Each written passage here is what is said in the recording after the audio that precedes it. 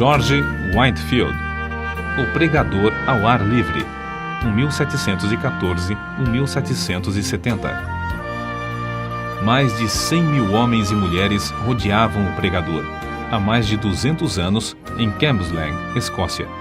As palavras do sermão, vivificadas pelo Espírito Santo, ouviam-se distintamente em todas as partes que formavam esse mar humano.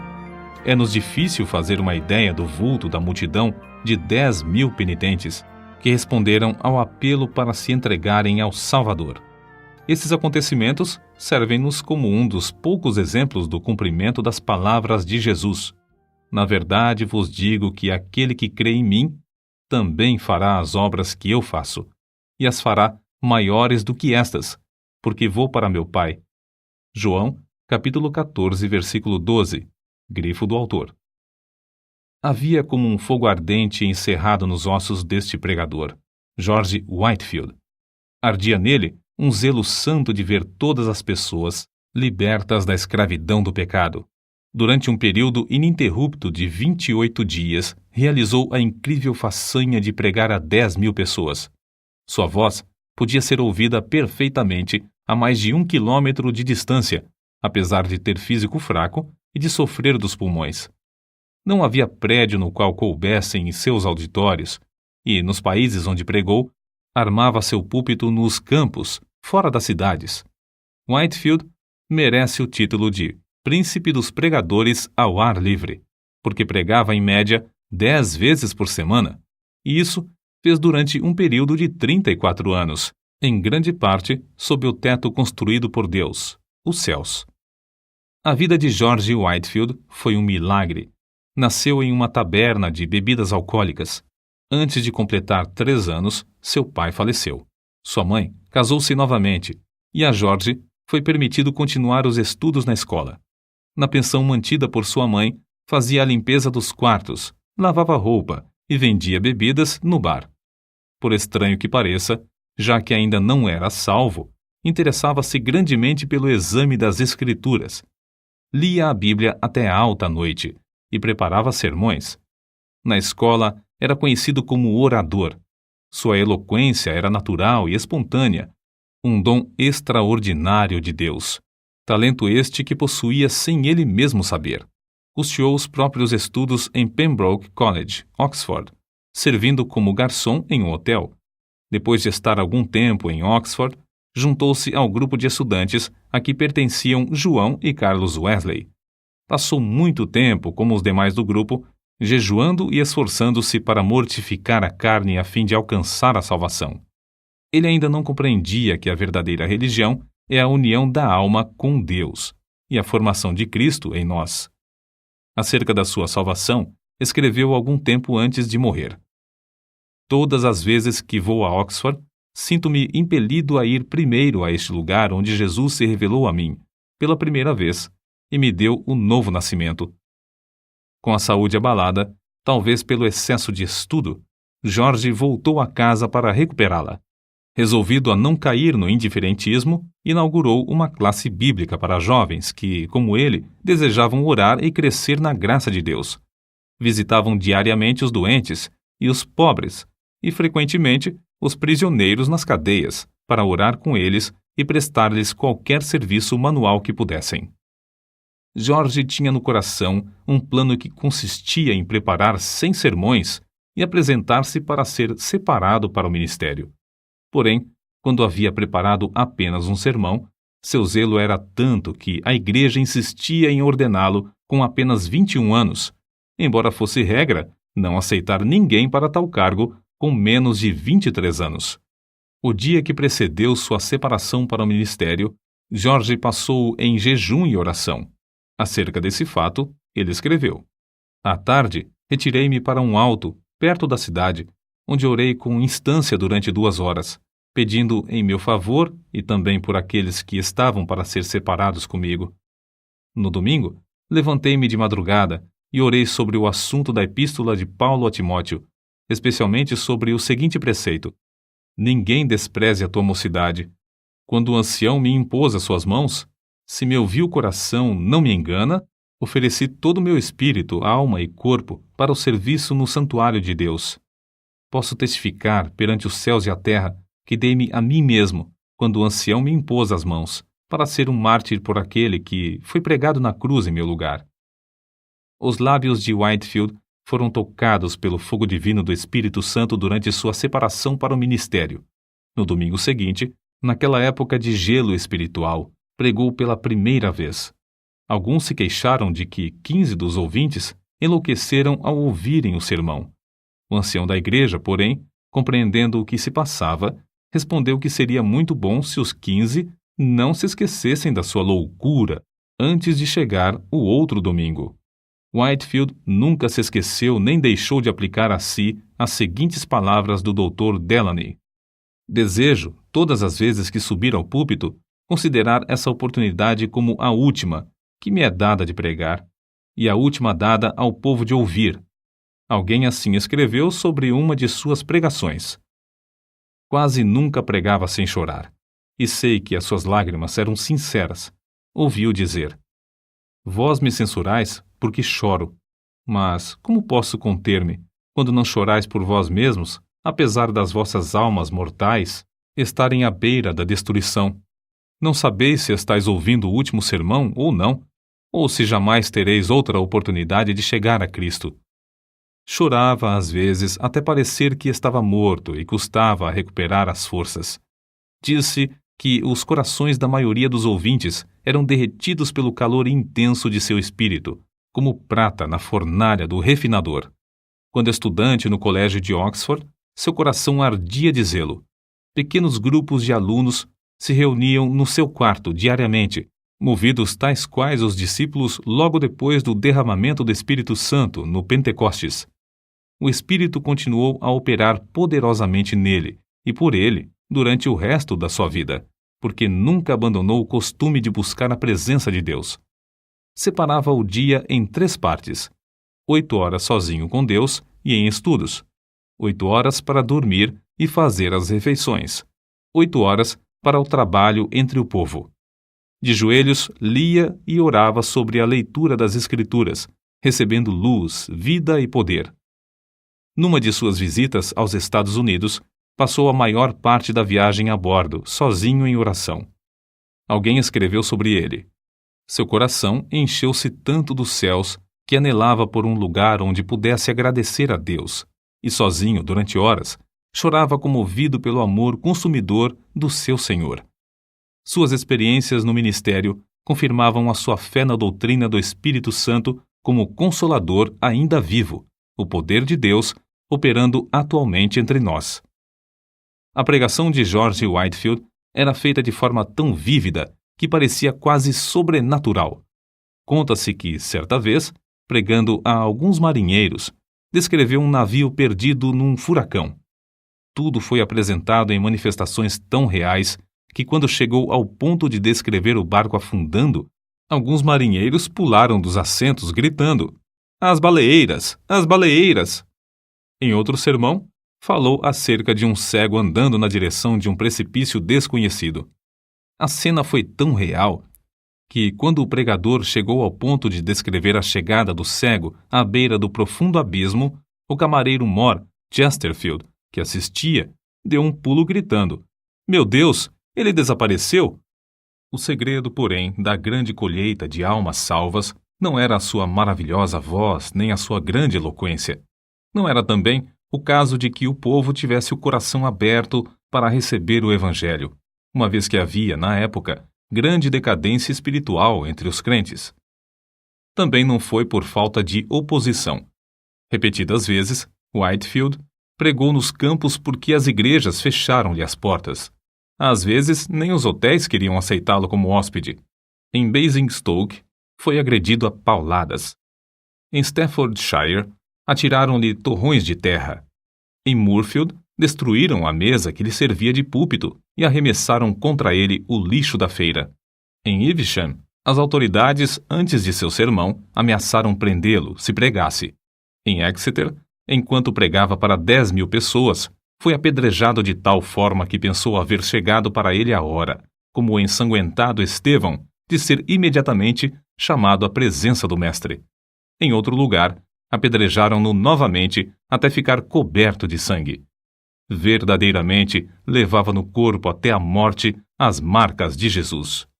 O segredo de tais frutos na sua pregação era o seu amor para com Deus. Ainda muito novo, passava noites inteiras lendo a Bíblia, que muito amava.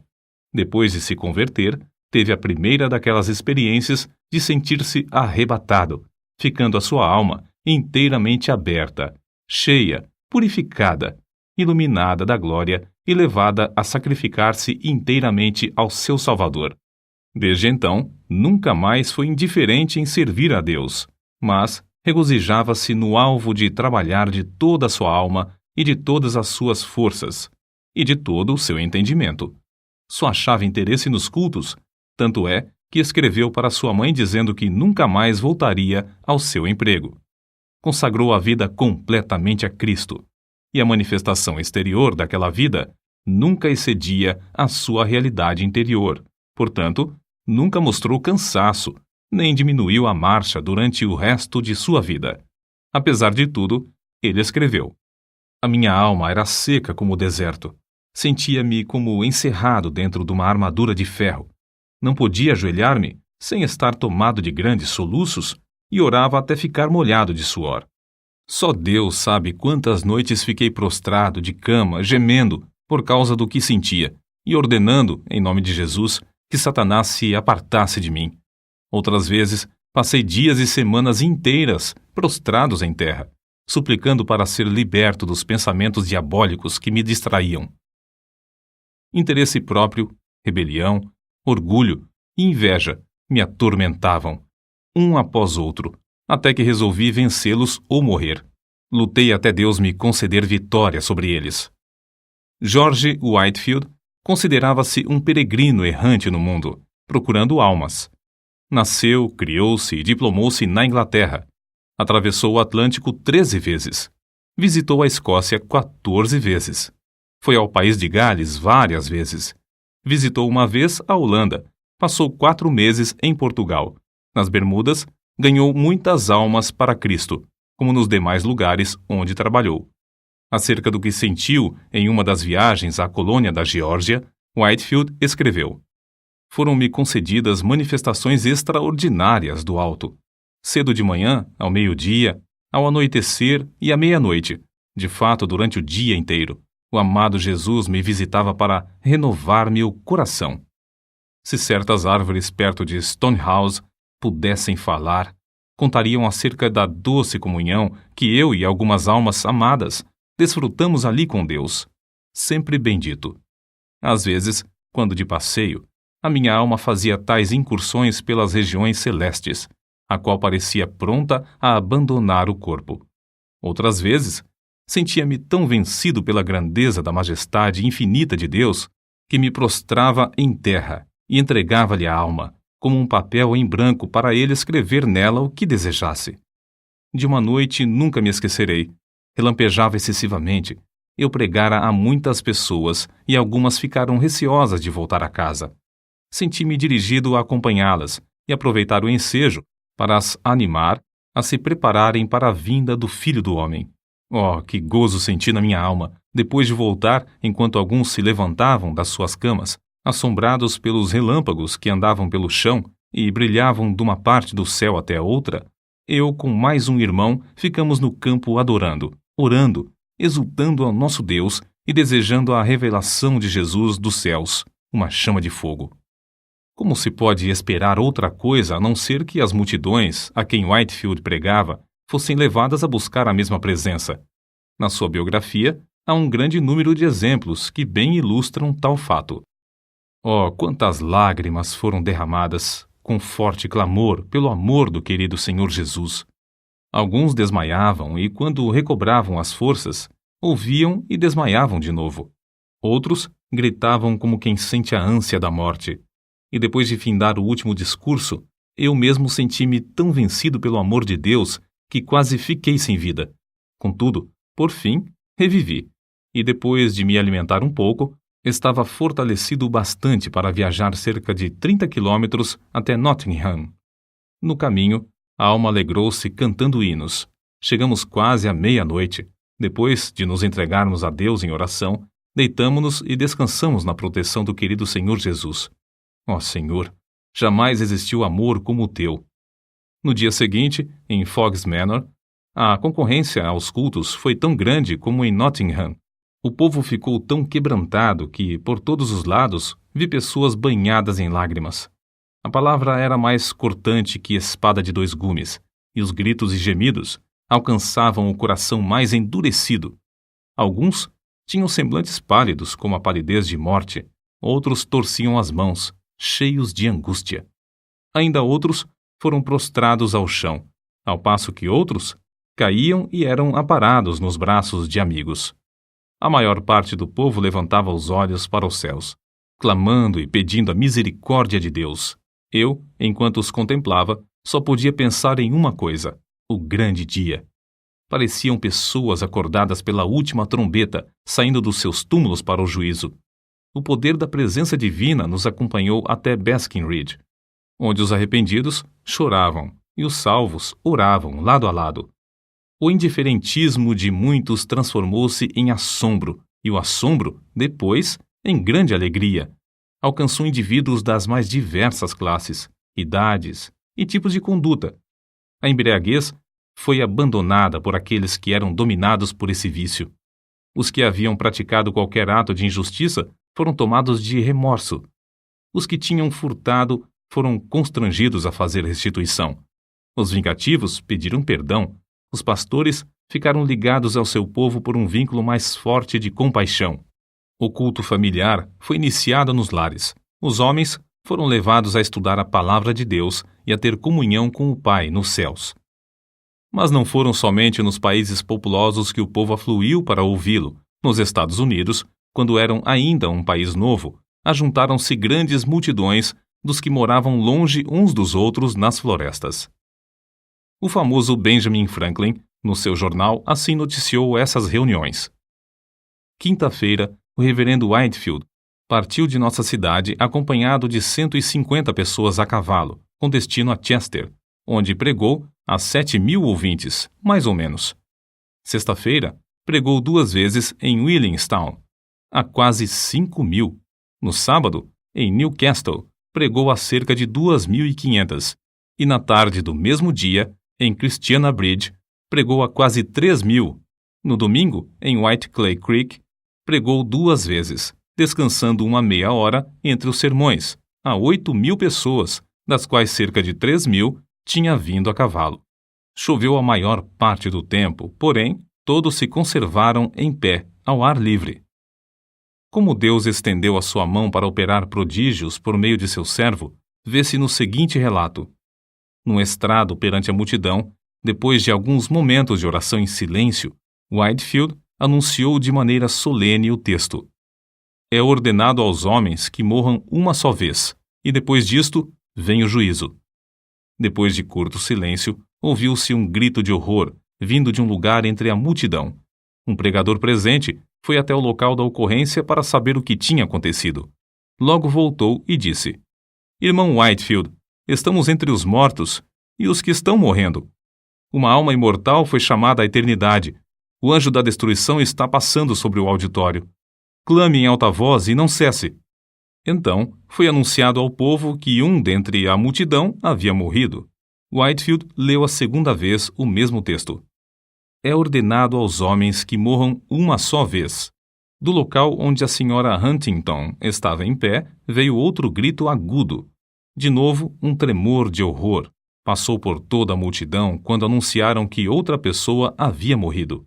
Whitefield, porém, em vez de ficar tomado de pânico, como os demais, suplicou graça ao ajudador invisível e começou, com eloquência tremenda, a prevenir os impenitentes do perigo.